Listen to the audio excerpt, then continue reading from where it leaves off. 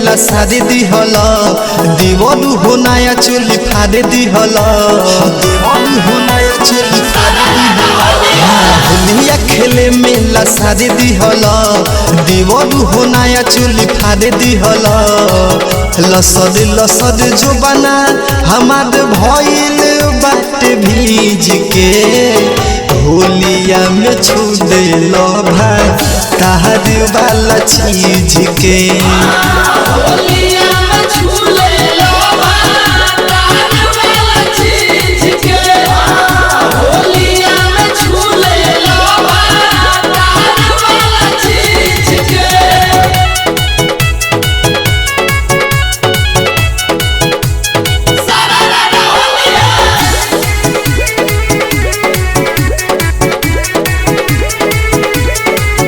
होली के बहाने देवरू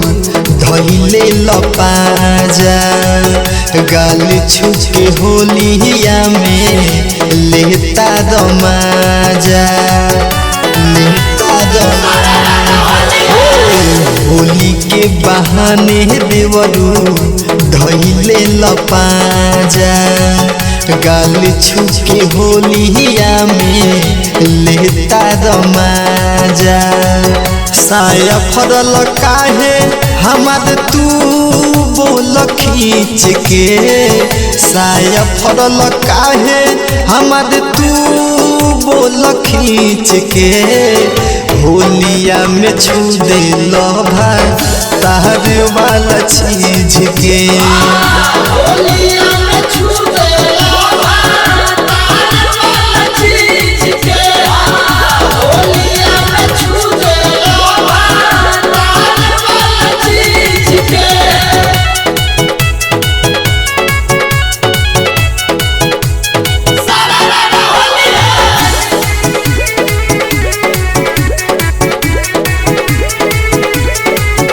रंगी डलल ऐसन देवरू